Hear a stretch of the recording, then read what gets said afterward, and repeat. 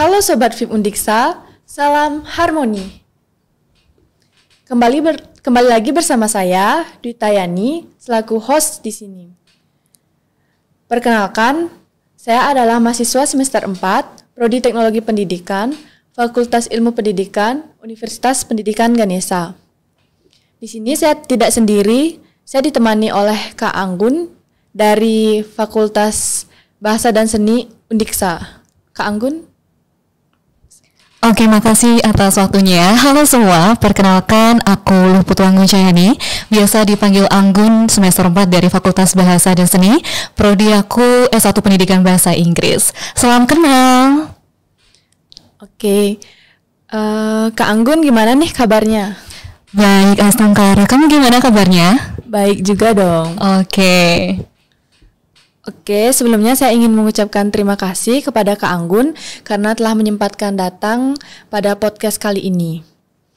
Nah, di sini saya dan Kak Anggun akan berbincang-bincang bersama mengenai topik dan isu-isu tentang dunia pendidikan, di mana topik dan isu-isu ini sering dibahas oleh mahasiswa maupun pelajar yang ada di seluruh Indonesia. Oke, sebelum lanjut ke topik, kita kenalan lebih dalam nih tentang Kak Anggun. Kak Anggun ini kesibukannya apa aja sih? Oke, untuk kesibukan sekarang ini aku lagi sibuk kampus mengajar karena aku kebetulan lulus program kampus mengajar angkatan 5. Di samping itu aku juga ikut UKM Persma Visi Undiksa atau yang biasa menaungi di bidang jurnalistik, dan aku juga bergerak dalam bidang volunteer sebagai pengajar di English for Bali. Nah, seperti itu. Di samping itu juga aku punya pekerjaan side job seperti MC, host, dan moderator. Wah, seperti yang kita tadi sudah dengar, Kak Anggun ini mahasiswa yang cukup produktif ya, Sobat FIP. Nah, mungkin selain kampus mengajar, tadi Kak Anggun juga ikut organisasi di luar kampus, seperti yang tadi disebutkan, ada volunteer dan juga bekerja sebagai MC. Oke, langsung saja kita bahas tentang FBS terlebih dahulu nih. FBS itu kan terkenal akan jiwa seni dan public speaking dari mahasiswanya. Nah, Kak Anggun ini merupakan salah satu mahasiswa yang cukup berprestasi dalam bidang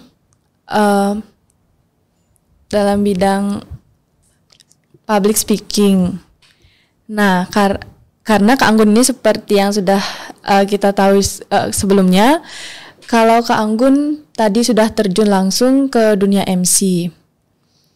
Oke, sekarang saya ingin bertanya kepada Kak Anggun, bagaimana sih Kak Anggun bisa terjun ke dunia MC dan bagaimana pengalaman Kak Anggun selama dunia MC tersebut?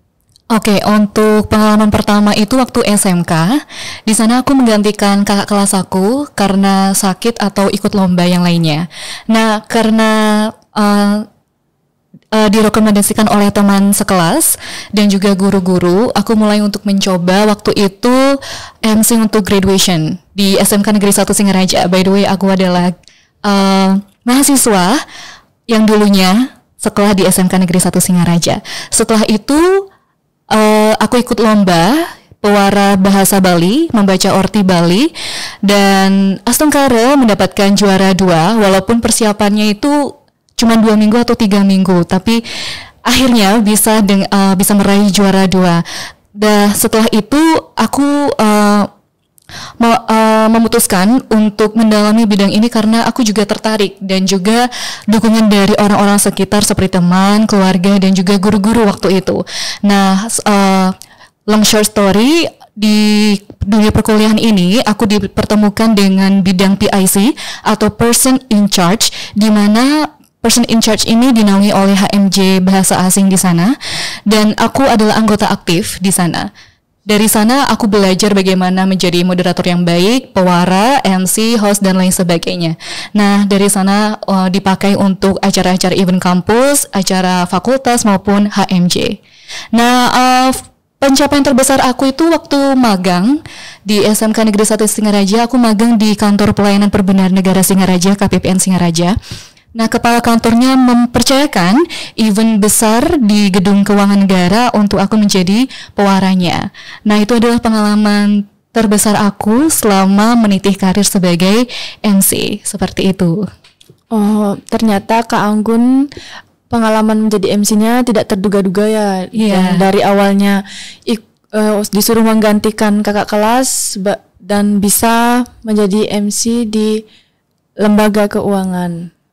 Nah, sekarang kita lanjut ke topik pembahasan kita yang utama tentang isu-isu yang ada di dunia pendidikan. Biasanya di dunia pendidikan itu pasti memandang tinggi rendahnya nilai mata pelajaran atau IPK yang didapatkan. Nah, menurut Kak Anggun, gimana nih pandangan Kak Anggun tentang nilai atau tinggi rendahnya nilai atau IPK yang kita dapatkan? Oke, untuk tinggi atau rendahnya nilai IPK yang kita dapatkan itu tergantung dengan situasi dan kondisi. Apalagi zaman sekarang itu pasti persaingan sangat ketat. Di kalangan mahasiswa itu aku akui banyak persaingan baik yang sehat maupun secara tidak sehat akan bersaing untuk mendapatkan IPK tertinggi. Tapi bagi aku, sudut pandang aku sesuai dengan pengalaman bahwasannya nilai bukanlah suatu utama yang harus kita kejar, melainkan bagaimana kita bisa mengamalkan atau merealisasikan apa yang kita pelajari dalam kehidupan nyata. Jadi untuk nilai bagi saya itu bukanlah yang utama, tapi masih dibutuhkan di sistem pendidikan Indonesia saat ini. Nah, untuk aku sendiri, aku lebih mengutamakan bagaimana kita berperilaku dan menanamkan pendidikan moral ataupun karakter dalam diri kita, dan juga karena aku mengikuti kampus mengajar ya, jadi aku juga menanamkan nilai-nilai pendidikan karakter terhadap murid-murid aku yang ada di sekolah, seperti itu.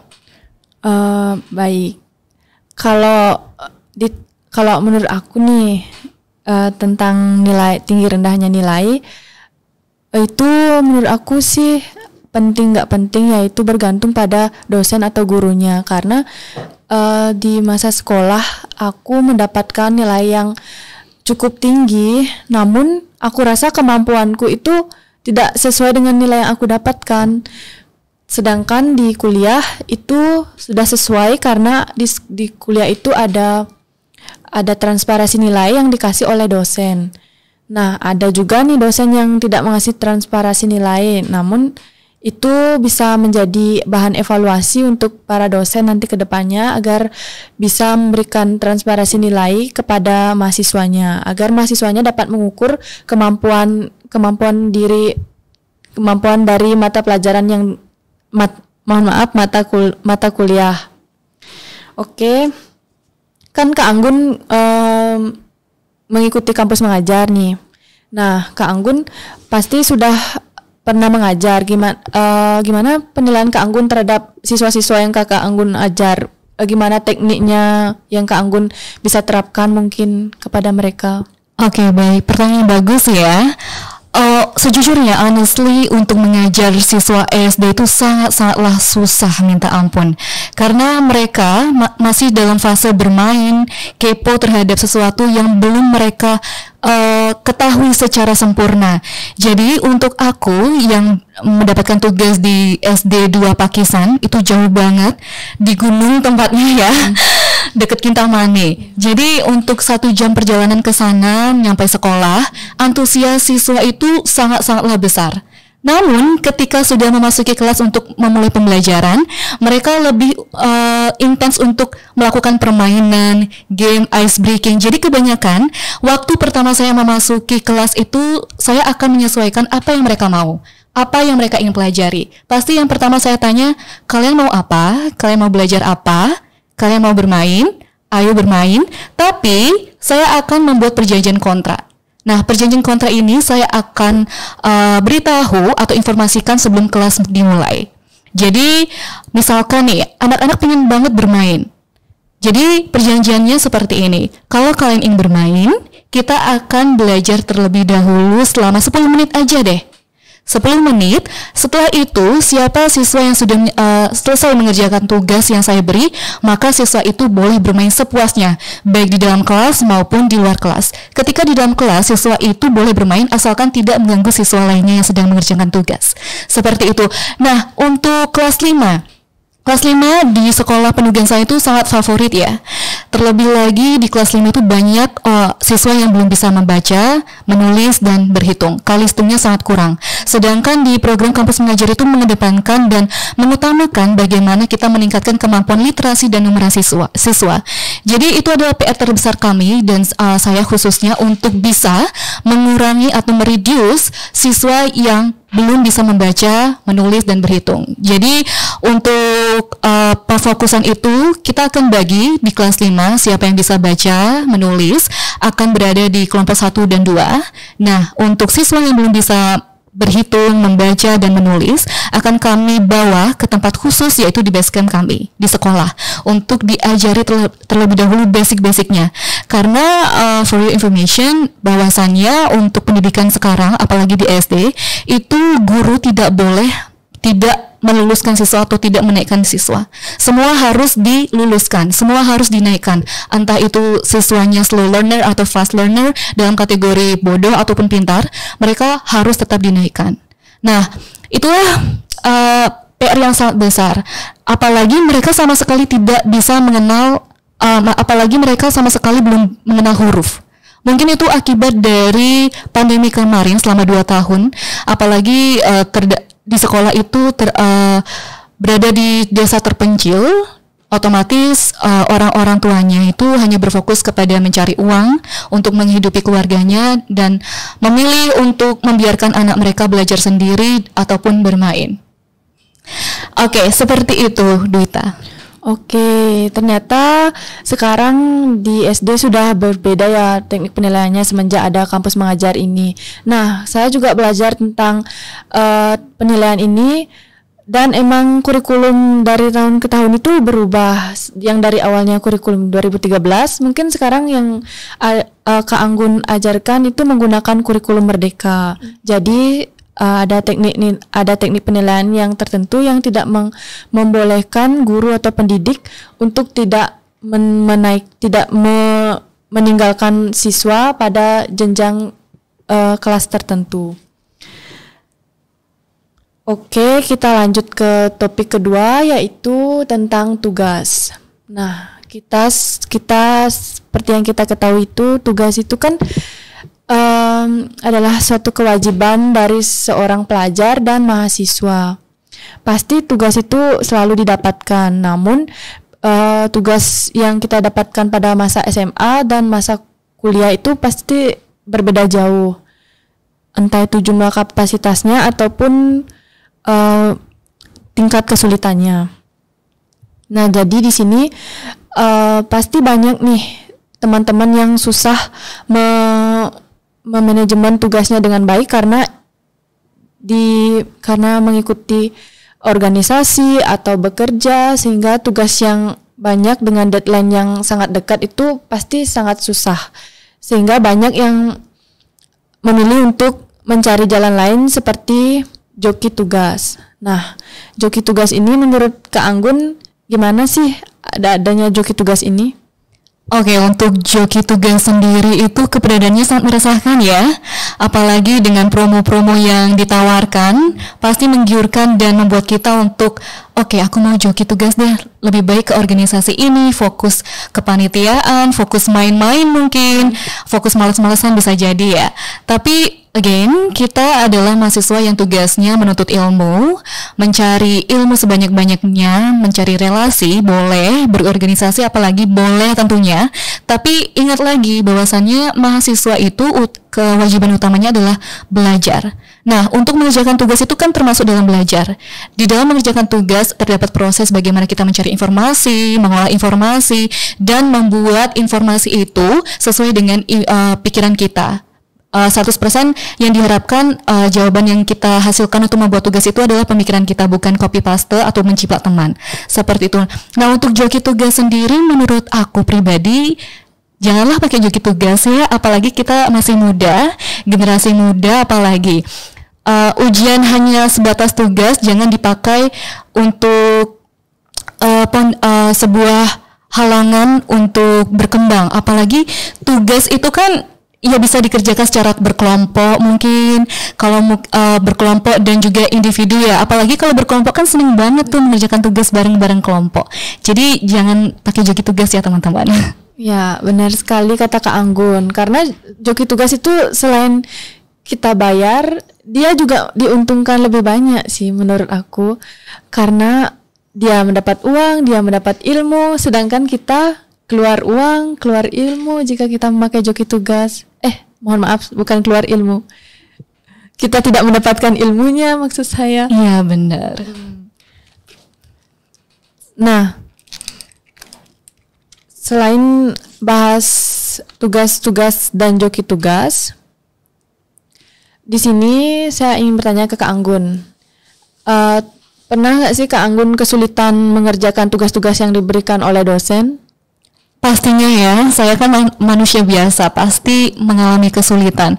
Nah, untuk mengalami kesulitan itu, hal yang pertama saya lakukan adalah bertanya. Tidak ada yang salah dengan bertanya.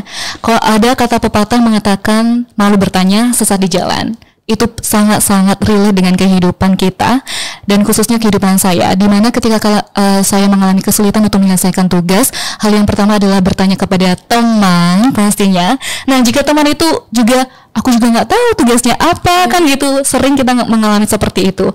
Nah, setelah bertanya kepada teman nggak bisa dan nggak menemukan jalan keluarnya, selanjutnya kita bisa langsung bertanya kepada dosen dengan cara yang sopan.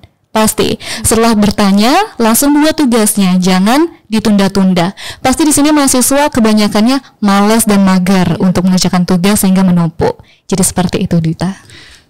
Oke. Jadi solusi Kak Anggun jika ada mengalami kesulitan tentang tugas, Kak Anggun bertanya ke teman terlebih dahulu. Lalu jika temannya tidak mengetahui, Kak Anggun bertanya ke dosen dengan syarat sopan, gitu ya, Sobat VIP. Oke, lanjut ke topik berikutnya.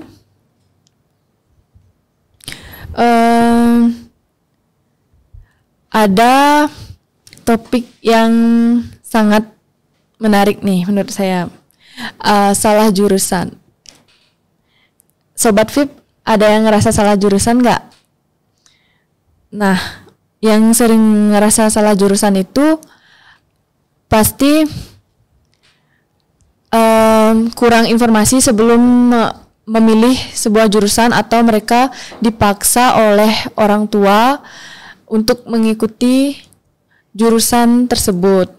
Nah, menurut Kak Anggun gimana nih pendapat Kak Anggun tentang mahasiswa yang merasa salah jurusan, dan kita sebagai temannya atau bahkan kita yang pernah ngerasa salah jurusan itu gimana sih cara menyikapinya? Oke, sejujurnya saya pernah mengalami salah jurusan waktu SMK karena waktu itu kena zonasi ya. Saya maunya milih SMA jurusan bahasa, terus pindah ke sampingnya yaitu SMEA jurusan akuntansi karena satu-satunya jurusan yang tersisa. Ya, nah untuk menjalani akuntansi itu saya daftar sendiri, nggak tahu apa-apa, jadi ya asal-asal daftar, dapatnya akuntansi. Pasti stres dong karena I'm not good at mathematics. Aku sama sekali nggak pinter matematika, sangat benci hitung-hitungan dan angka. Dipaksa untuk mempelajari akuntansi yang notabene berhubungan langsung dengan matematika dan hitung-hitungan. Tapi ya aku nggak mau menyerah. Aku harus berusaha dan aku harus belajar. Walaupun salah jurusan, kita harus mengingat bahwasannya orang tua kita tidak pernah lelah untuk membiayai semua kebutuhan hidup kita, termasuk dalam bidang pendidikan. Jadi jangan mudah menyerah, dan yang terpenting adalah mencoba. Walaupun kalian tidak mempunyai kemampuan dalam bidang itu, at least kalian mau mencoba dan berusaha. Dan yang terpenting yaitu dukungan dari lingkungan terdekat seperti teman-teman, keluarga, ataupun pacar mungkin. Pasti dong harus mempunyai support system untuk bisa melewati hari-hari salah jurusannya. Seperti itu, Kak. Nah, benar nih Kak Anggun. Apalagi kalau udah ada Ayang nih, makin semangat. gitu kan, walaupun salah jurusan tetap digas gitu. Tapi kalau menurut aku salah jurusan itu hal yang kalau mau kita bilang gagal itu emang udah gagal, tapi benar kata yang dikatakan Kak Anggun tadi, kita harus tetap berusaha walaupun itu udah di tengah jalan, kita lanjut aja terus pokoknya sampai kita merasa kita belajar banyak dari jurusan ini, walaupun kita awalnya itu ngerasa emang salah-salah. Tapi Kak Anggun punya tips gak buat calon-calon mahasiswa baru nih, calon Civitas Akademika Undiksa, agar tidak salah milih jurusan? Kan sekarang ini lagi UTBK nih, mereka lagi ngerjain soal nih. Kak Anggun bisa kasih tips sedikit? Oke, baik. Untuk tipsnya itu yang pertama, jangan ikut-ikutan. Jangan ikut-ikutan bestie kalian, jangan ikut-ikutan omongan orang tua kalian ataupun tetangga kalian mungkin ya. Karena anak tetangganya sukses jadi PNS, kamu harus masuk ke politeknik ini, padahal suka nyanyi-nyanyi, suka menggambar, suka dunia art, seperti itu. Yang kedua, kenalilah diri kamu sendiri. Mengenali diri kamu tuh sangat-sangat penting. Apa yang ingin kamu lakukan dan apa yang ingin kamu capai, tanyakan kepada diri kamu sendiri. Gak perlu lihat dan dengar omongan orang lain. Itu hanya 2 tips. Jangan ikut-ikutan dan kenali dirimu dengan baik. Seperti itu. Benar Kak Anggun. Nah itu tadi tips dari Kak Anggun. Terima kasih Kak Anggun telah memberikan tips. Semoga Sobat VIP dan juga calon-calon Civitas Akademika Undiksa bisa menggunakan tips yang Kak Anggun berikan. Oke, itu tadi tips dari Kak Anggun. Lanjut ke topik berikutnya, itu ada soft skill. Nah, soft skill itu kan adalah suatu kemampuan yang dimiliki oleh pribadi masing-masing. Nah, Kak Anggun ini menurut saya sudah mempunyai soft skill ya, Sobat VIP. Kalian juga pasti sudah tahu apa soft skill dari Kak Anggun ini. Nah, Kak Anggun kan udah punya soft skill nih. Kan soft skill itu ada banyak. Soft skill apa sih yang harus kita kuasai sebagai mahasiswa? Oke, untuk soft skill dari aku pribadi, menurut pengalaman dan pandangan aku sendiri, yang paling utama itu adalah kemampuan kita berkomunikasi. Kita pasti sebagai mahasiswa tidak terlepas kok bagaimana kita cara mengkomunikasikan ide kita, gagasan kita, karena setiap hari kita pasti makannya presentasi, dan presentasi. Jadi untuk menunjang presentasi itu kita harus mempunyai sebuah dasar yang paling dasar, yaitu berkomunikasi. Untuk berkomunikasi sendiri kita bisa peroleh dengan menonton podcast kayak gimana sih orang berkomunikasi. Apakah eye contact itu penting ketika kita ngomong sama lawan bicara kita, dan apakah ketika kita ngomong itu harus perlu melihat mata atau melihat bawah, seperti itu. Jadi ketika kita sudah mempunyai kemampuan soft skill yaitu komunikasi, pastinya itu akan sangat mudah dalam bidang presentasi. Terlebih lagi mahasiswa kan selalu presentasi, seperti itu. Berarti menurut Kak Anggun itu kita sebagai mahasiswa harus punya soft skill komunikasi. Nah, saya punya pendapat sendiri nih Sobat VIP. Kalau menurut saya itu soft skill yang wajib dimiliki oleh mahasiswa sekarang itu adalah time management dan juga problem solving. Kenapa saya bilang seperti itu? Karena time management itu penting ya Kak Anggun. Seperti Kak Anggun kan banyak ikut organisasi dalam kampus, luar kampus, kampus mengajar dan juga kuliah. Nah, Kak Anggun pasti mengalami pernah mengalami masalah-masalah atau kendala, mungkin jadwalnya bersamaan gitu, sehingga Kak Anggun perlu nih memilih mana yang lebih penting dan mana yang tidak. Itu merupakan salah satu problem solving dan juga time management, seperti itu. Nah, tadi kita bahas tentang soft skill. Yeah. Oke. Jadi soft skill yang kita kuasai itu ada komunikasi yang harus dikuasai, komunikasi, time management dan juga problem solving.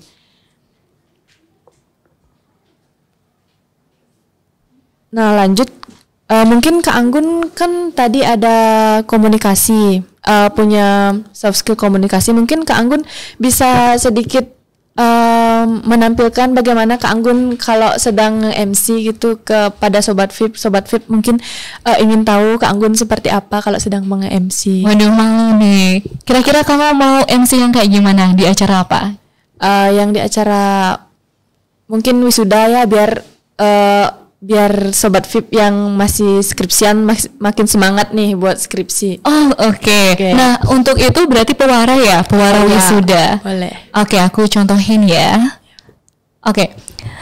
Sidang Senat terbuka. Wisuda ke-70 Universitas Pendidikan Ganesha dimulai. Hadirin dimohon berdiri. Seperti itu. Wah, keren sekali nih. Semoga cringe ya. Enggak, itu udah bagus. Mungkin yang lain Kak Anggun. Oke, yang cheerful ya gayanya ya. Oke, mungkin acara ulang tahun anak-anak kecil ya. Boleh. Oke. Halo semua, selamat datang dalam acara ulang tahun Aditya ke-7 tahun. Oke, waduh, Adit udah tampan nih di sini. Tampan nggak? Ganteng nggak? Ganteng katanya. Ada yang pacarnya Adit, boleh angkat tangan? Waduh, 5 pacarnya ya. Oke, selanjutnya kita langsung saja potong kue bersama. Siap? Ayo kita nyanyi bareng-bareng. Selamat ulang tahun. Nah, seperti itulah. Oke, baik. Nah, itu tadi Sobat VIP, kalian sudah dengar kan gimana pewara yang ditampilkan Kak Anggun. Mungkin kalian bisa belajar nih dari cara Kak Anggun bicara tadi.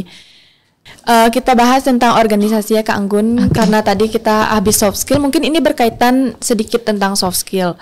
Nah, kan organisasi nih Kak Anggun udah ngejelasin tadi ikut organisasi apa aja. Terus gimana sih menurut Kak Anggun tentang organisasi ini? Apakah organisasi itu penting diikutin oleh mahasiswa ataupun anak-anak sekolahan? Oke, untuk organisasi penting gak sih? Pastinya penting ya. Di dunia perkuliahan kita yang diasah sebagai mahasiswa itu soft skill dan hard skill. Tapi untuk menambah itu sebagai nilai plus adalah untuk mengikuti organisasi. Di dalam organisasi kita bisa memperluas relasi kita. Kita bisa menjadi tahu, oh aku bisa berteman ini, nanti aku bisa dapat job kayak gini. Contohnya seperti aku ketika aku join UKM Persma Visi Undiksa yang menaungi dalam bidang jurnalistik. Aku bisa menambah relasi aku nih. Si A punya acara ini, aku bisa di-calling jadi host atau moderator. Jadi bisa menguntungkan dong.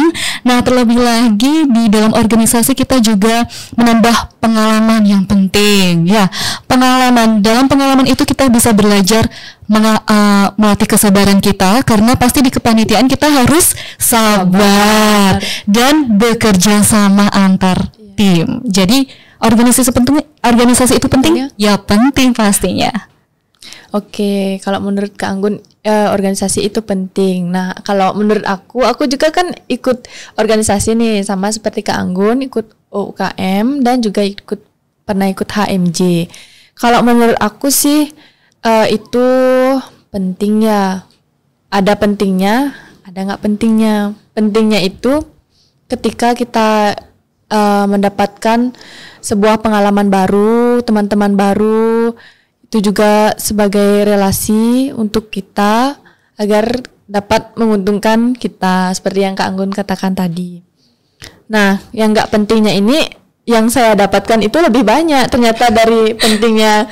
Kalau Kak Anggun itu mendapatkan yang pentingnya lebih banyak. Kalau saya itu saya mendapatkan nggak pentingnya. Kenapa? Karena seperti yang kita ketahui, organisasi kan mempunyai proker. Proker itu berjalan bersamaan pada saat kuliah. Itu kita harus pandai-pandai mengatur waktu dengan baik. Nah, jadi saya itu karena kurang time management, jadi menurut saya itu sangat tidak menguntungkan untuk saya. Selain itu, karena saya tidak bisa mengatur waktu dengan baik, saya menjadi tertekan dan lelah batin.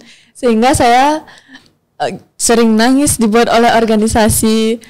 Orang-orang nangisin Ayang, diputusin Ayang, saya nangisin organisasi. Curhat ya? Iya. Nah, sebenarnya di sini berkedok curhat. Oke.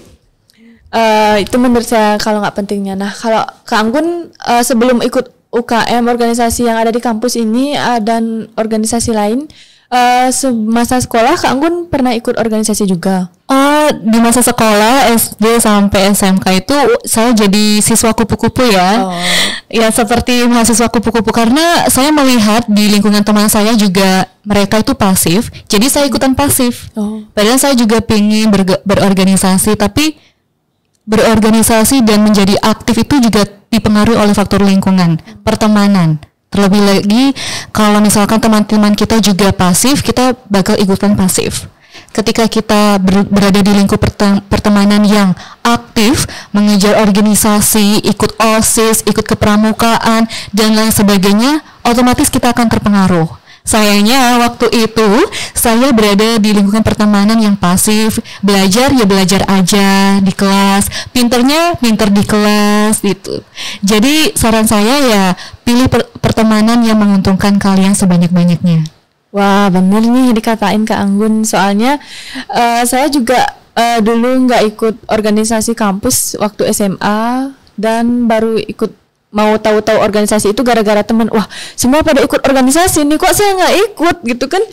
Ikut dong, masa kau mau tidur-tiduran, ngapain kau di Singaraja ini? Gitu. Iya, betul. Membuang-buang waktu. Ternyata setelah tahu organisasi itu bagaimana, saya menjadi tidak ikut lagi. Waduh, parah ya. Iya.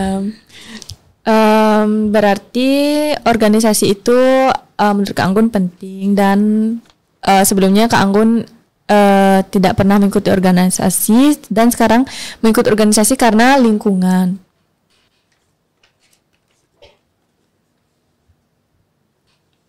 Nah, Kak Anggun mau berbagi cerita nggak tentang pengalaman unik selama Kak Anggun mengikuti organisasi yang ada di dalam kampus ataupun yang di luar kampus? Oke ya. Yang paling unik ya mungkin di luar kampus ketika saya menjadi volunteer, sukarelawan yang sama sekali tidak dibayar untuk mengajar anak-anak di desa saya, yaitu Desa Panji, Banjardinas Bangah, untuk menjadi sukarelawan pengajar guru bahasa Inggris untuk anak-anak yang ada di desa saya. Karena bahwasannya anak-anak yang di desa saya sebagian besar kan SD, ada juga yang SMP dan juga SMK yang join kelas saya. Mereka kebanyakan dari SD tidak diajarkan mata pembelajaran bahasa Inggris.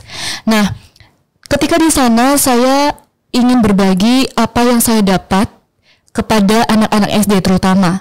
Nah, yang paling unik di sana adalah mereka sama sekali tidak membayar. Mereka ketika datang ke kelas membawa sampah plastik untuk ditukarkan menjadi uang. Uang itu akan digunakan untuk membeli snack, buku tulis, peralatan tulis, dan lain sebagainya untuk kebutuhan mereka selama mengikuti English for Bali. English for Bali itu yayasan ataupun komunitas yang dibangun oleh Kamu Marge, ya pokoknya banyak-banyak bule yang mendirikan English for Bali. Jadi di sana juga saya banyak punya teman bule dari Hungaria, Australia, juga Belanda, pokoknya banyak sekali. Wah, keren kali ya kan Sobat VIP Kak Anggun ini. Nah, Kak Anggun kan punya teman dari berbagai negara. Berarti para bule-bule ini khusus mendirikan itu untuk anak-anak lokal yang kurang dalam pemahaman bahasa Inggris. Sebetulnya untuk pendirian English for Bali di desa saya sendiri itu didirikan untuk anak-anak karena anak-anak di sana banyakan main layang-layang kalau sore, main Mobile Legend ketimbang belajar. Jadi didirikan sekolah itu untuk mengurangi aktivitas yang tidak penting untuk anak-anak. Nah, tidak hanya tentang kegiatan pembelajaran saja, di sana juga kita diajarkan untuk berbagi beras, satu kantong beras kepada setiap lansia yang ada di seluruh desa Panji untuk berbagi bersama-sama. Nanti kita juga ada volunteer yang lain, anak-anak yang lain diajak bersama-sama untuk membagikan sembako ataupun beras kepada lansia ataupun orang yang tidak mampu. Oke. Sangat bermanfaat sekali ya para bule-bule ini mendirikan sebuah yayasan untuk anak-anak yang ada di sana, serta juga dapat membantu warga-warga sekitar. Nah, untuk Sobat VIP yang mau menjadi bagian dari volunteer, bisa belajar dari pengalaman Kak Anggun. Dia menjadi volunteer karena ingin belajar banyak dan mencari pengalaman. Oke, karena pembahasan kita sudah habis. Beberapa hal yang perlu kita pahami di sini adalah mulai dari nilai, ikut organisasi, tugas, dan juga soft skill. Itu sangat penting ya teman-teman semua, Sobat VIP khususnya, dan Civitas Akademika Undiksa. Dan juga tips-tips yang diberikan oleh Kak Anggun tadi juga dapat bermanfaat untuk Sobat VIP nih. Dan saya berharap bahasan ini dapat bermanfaat untuk seluruh Civitas Akademika Undiksa dan khususnya Sobat VIP. Nah, sebelum saya ingin mengucapkan terima kasih kepada Kak Anggun karena telah menyempatkan waktunya untuk berbincang-bincang seputar dunia pendidikan di sini. Sama-sama, aku seneng loh berbagi kayak gini. Nanti kalau diundang berkesempatan lagi, Kak Anggun datang ya. Pastinya ya. Sekian podcast kali ini. Sampai jumpa di podcast selanjutnya. Salam harmoni.